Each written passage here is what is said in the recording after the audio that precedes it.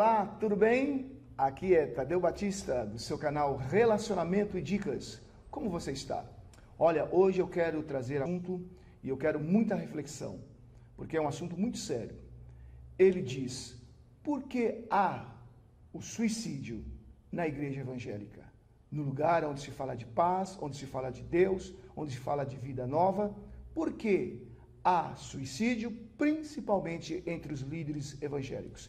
É esse o assunto que eu quero tratar com você hoje, ok? Vamos lá? Você está pronto?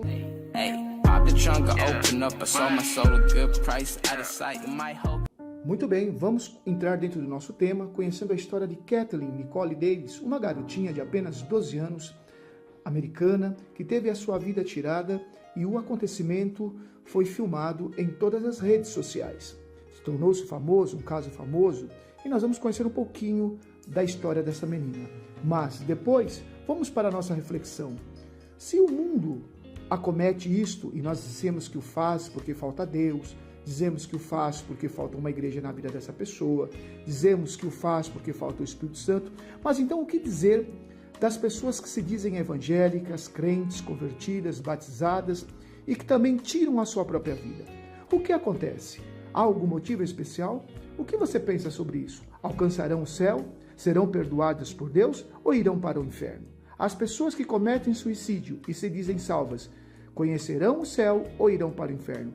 Pense nisso. É o tema desse nosso vídeo hoje. Fique conosco até o final. O que acontece, infelizmente, dentro das nossas igrejas evangélicas, é que, infelizmente, o povo acha que todas as soluções, principalmente dos seus problemas psicológicos e psiquiátricos, devem provir e vir de uma ação sobrenatural de Deus. Infelizmente, não é assim. O nosso corpo, assim como necessita de um dentista, assim como necessita de um profissional que cuide dos pulmões, dos rins, dos ossos, do sangue, também precisa de alguém que cuida da nossa cabeça.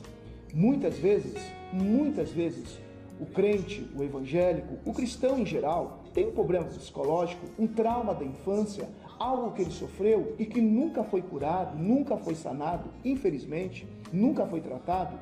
E ele acha que, estando dentro de uma igreja evangélica, ele acha que, sendo membro de uma igreja evangélica, esse problema será sanado, esse problema será, vamos dizer assim, curado, mas muitas vezes não ocorre isso. É necessário você procurar um profissional da área, um psiquiatra, um psicólogo, um psicanalista, deitar-se no divã, conversar com esse profissional, ele vai ouvir as suas palavras, ele vai ouvir os seus problemas e então traçar uma meta para que você consiga sanar os seus problemas. Não são muitos os líderes que morrem e não são muitos os membros de igrejas que morrem, tanto de igrejas cristãs e até mesmo de igrejas católicas. Não, é a mesma coisa. Deus opera, Deus cura, mas Deus deixou os profissionais para que nós os procuremos e podemos curar dos nossos problemas e até os psicológicos. Quando você não procura um profissional, quando você está com uma angústia muito forte, quando você está com um trauma muito forte, um acontecimento que não sai da sua cabeça, isso vai se acumulando, abre espaço para a depressão, abre espaço para uma situação infelizmente trágica, e que, quando isso cresce dentro de você e que você não vê saída para isso, infelizmente, muitas vezes, tais pessoas procuram o caminho mais fácil, no ver deles, na lógica deles, que é o suicídio. Então, meu amigo, então, minha amiga, você deve, imediatamente, você procurou os canais competentes, procurou o seu pastor, procurou o seu líder, dar uma solução que você precisava, procure imediatamente o profissional.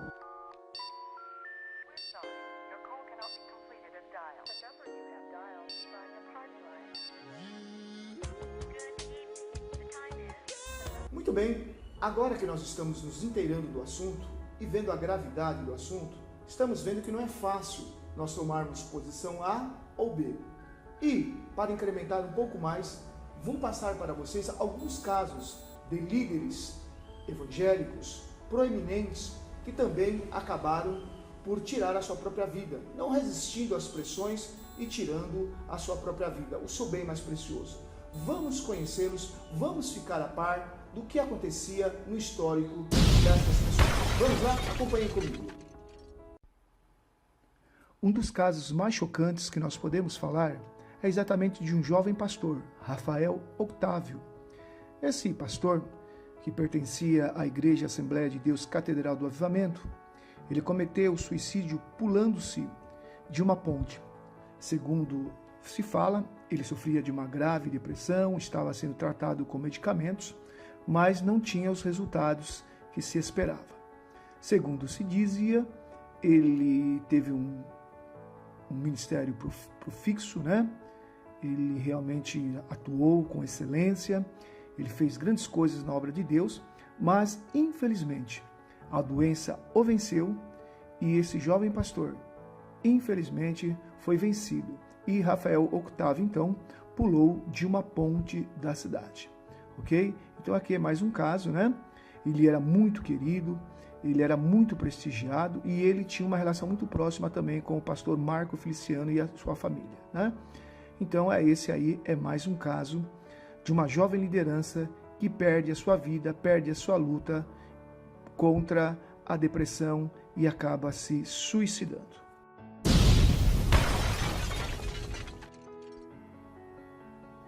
Também temos como referência sobre esse caso angustiante do suicídio entre as lideranças evangélicas o pastor Andrew Stokely, que deixou sua esposa e seus 3 filhos.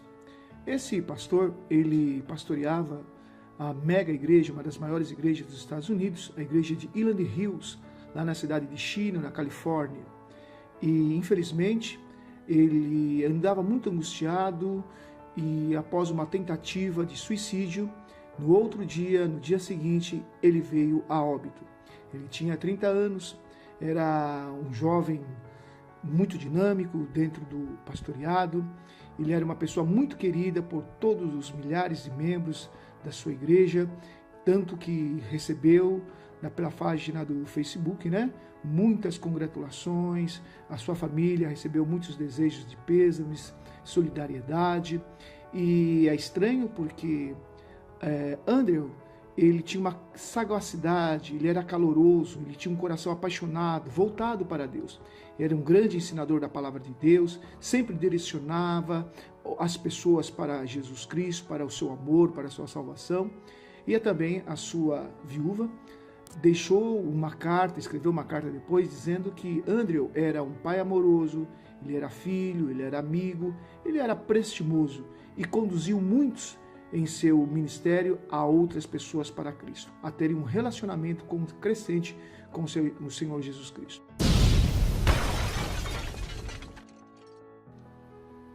Para finalizar, falemos então do pastor Ted Parker Jr., de 42 anos, pastor da Bibi Mount Zion Baptist Church, lá em Macon, Georgia, aonde ele foi encontrado por sua esposa Larcineia Parker, de 38 anos, na garagem de sua casa.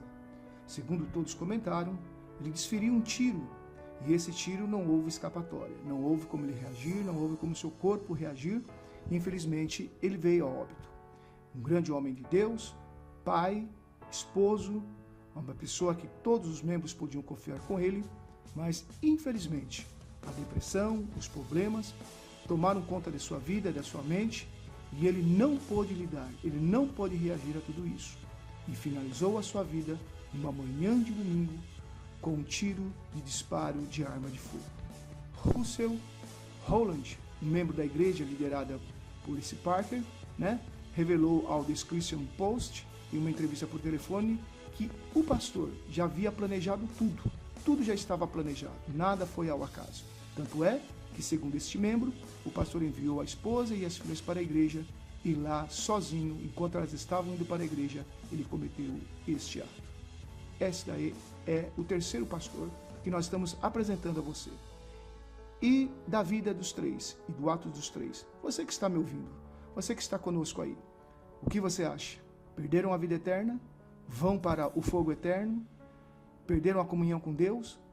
Que lição nós podemos tirar desses 3 homens de Deus, ministros de Deus, homens que trabalharam na obra, mas que infelizmente perderam a batalha para a depressão perderam a batalha para a morte e sucumbiram. Qual é a sua impressão? Nesses tempos modernos, coisas, fatos, assuntos estranhos têm chegado ao ministério. E os pastores têm se envolvido com coisas que não fazem parte do ministério. Por exemplo, assuntos que envolvem o tamanho da membresia, o tipo de templo grande, suntuoso, bem equipado, arrecadação, quanto se arrecada, como pode fazer para arrecadar mais, enviar para as igrejas sedes, como fazer isso? E a concorrência entre os próprios pastores, entre os próprios membros que se destacam, tudo isso cria um clima de incerteza, gera um clima de dúvidas na cabeça do ministrante, na cabeça do ministro, e isso faz com que essa concorrência, se ele não souber administrar, se ele não procurar realmente uma pessoa desse assunto, uma pessoa desta área, que consiga, numa conversa franca, colocar os pingos nos is, e ele achar que a vida cristã não passa de uma mera competição de números, de pessoas, de arrecadação, realmente, com certeza, este homem, essa mulher, caminhará passos largos para uma depressão, para um estado mental agitado e fatalmente para o suicídio. Você que tem contato com um homem de Deus, uma mulher de Deus e percebeu alguma diferença, percebeu alguma mudança de comportamento, chegue perto, converse, esclareça, coloque a cara a tapa, ainda que você não seja bem compreendido, mas converse com ele, converse com ela, porque muitas vezes as pessoas próximas, elas querem apenas benefícios desses homens de Deus, dessas mulheres de Deus, e não se importam de verdade com eles, não se importam de verdade com elas.